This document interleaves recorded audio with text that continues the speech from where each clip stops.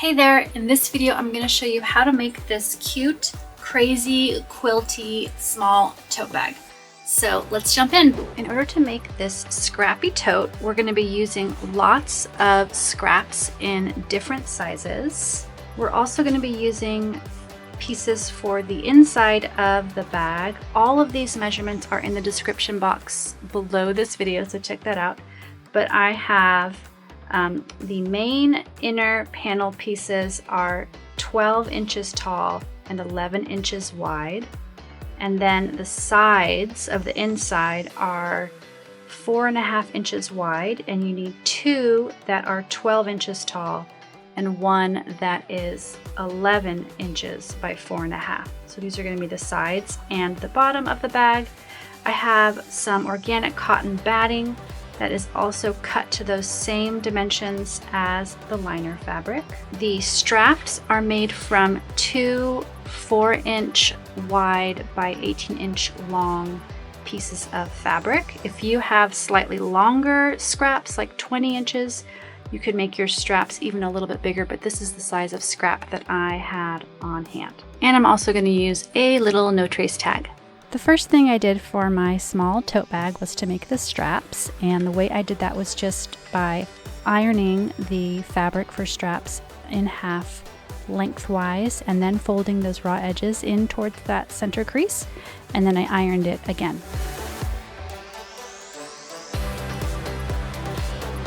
Once the fabric was ironed, I took it over to the sewing machine and I top stitched about 1/8 of an inch away from both of the edges on both of the straps.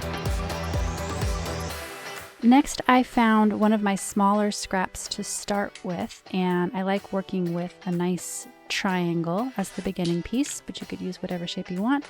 And I found a second piece that would line up with one of the raw edges of my first piece. I took these two pieces over to the sewing machine and I sewed them together, right sides together, with a 1/4 inch seam allowance, and I did a little back stitch at the beginning and the end.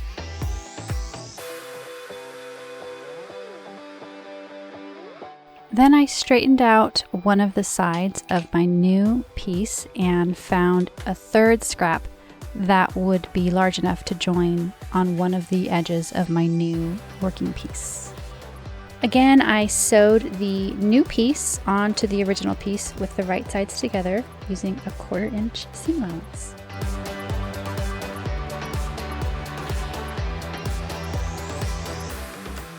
And once they were joined, again, I straightened out my new working piece and found a nice straight edge, and I just kept adding on pieces and trimming it to a straight edge until my piece was large enough for the bag. Here you can see that now I have a pretty big working piece for the front of my bag, and I just found a 11 by 12 rectangle within this piece and I cut it to that shape. Once the front panel of the bag was done, I went ahead and I repeated all of those steps to create the back panel of the bag in the same way. I started with a different shape scrap as the very first one. You could totally use a solid piece of fabric for the back if you don't want to do this sort of crazy quilting on both sides of your bag, but I decided it was so fun I wanted to do it on the back as well.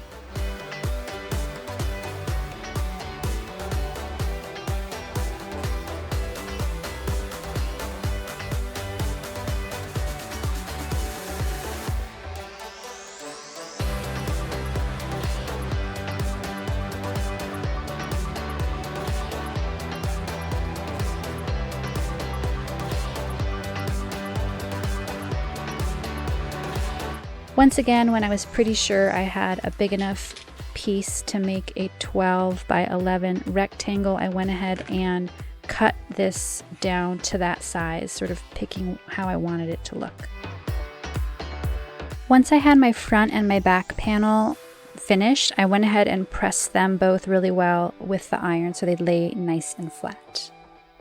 I made the side panels of the tote bag and the bottom panel of the tote bag from some scraps as well. So I just cut two of the side pieces to 12 by 4.5, and the bottom piece is 11 by 4.5. The same measurements as the inner pieces. Once all of my pieces were cut and ready, I started assembling the bag, so putting all the different pieces together. I started with the front piece and one of the side panels, and I put some cotton batting behind the front piece and a piece of cotton batting behind the side piece, pinned them together, and I also added a little no trace tag as well. I took these two pieces over to the machine and I stitched them together with a 1/2 inch seam allowance, and I backstitched at the beginning, and I also stopped sewing a 1/2 inch away from the bottom edge, and that let me join the bottom panel in a future step. So I only sewed until a 1/2 inch away from the bottom edge. Next, I grabbed the other side panel and I pinned it right sides together on top of the front panel. And I stitched these two together in the same way with a 1/2 inch seam allowance, and making sure to stop my stitches a 1/2 inch away from the bottom edge. Next, I attached the other main outer panel to one of the sides of the bag, and I also added the batting into the bag. At the machine, I sewed them together with a 1/2 inch seam allowance, just like all the other seams, and then again I stopped my stitches a 1/2 inch away from the bottom edge. All right, almost done with the outer panels. I got the bottom panel, I put it right side together on top of the outer panel, and I put the batting in there as well, and I pinned them together. And just like all my other pieces, I sewed them together with a 1/2 inch seam allowance, and I made sure that my seam ended a 1/2 inch away from both ends of the bottom panel, since there's not really a top or a bottom, so both ends have that little 1/2 inch gap. This is what my bag looked like after joining all the panels.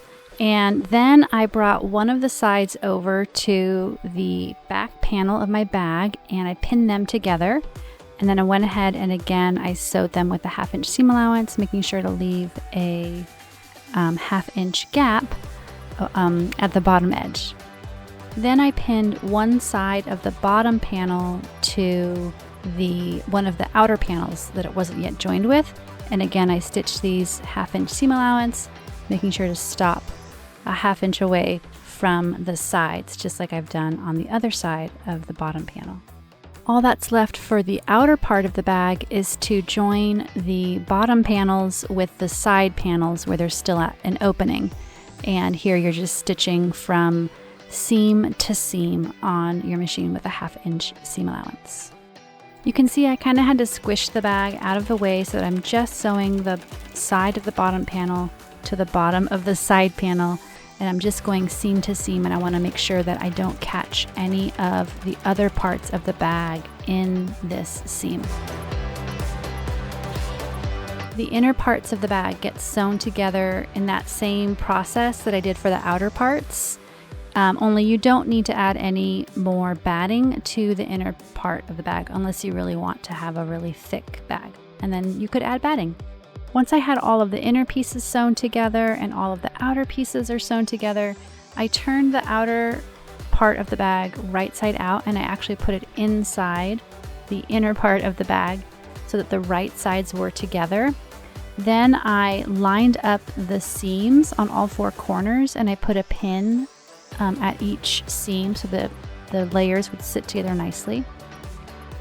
Then I grabbed the straps and I folded them in half, and I put the folded end in between one of the inner layers and one of the outer layers, and I pinned the strap 2 inches away from the side seam so that the strap would sit in the same place on both sides of the tote bag.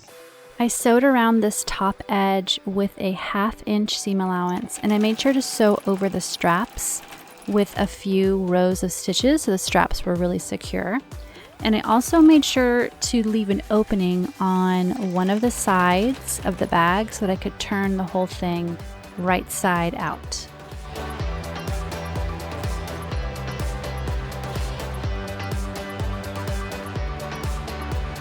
Okay, one of my favorite parts, turning the bag right side out and seeing what we got.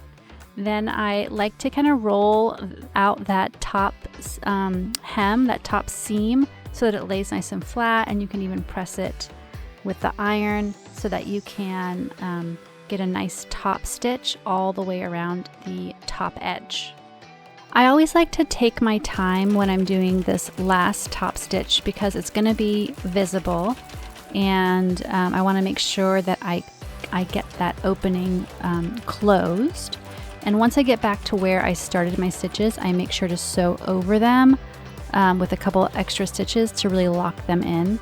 And then I always like to take a moment and trim any of those loose threads.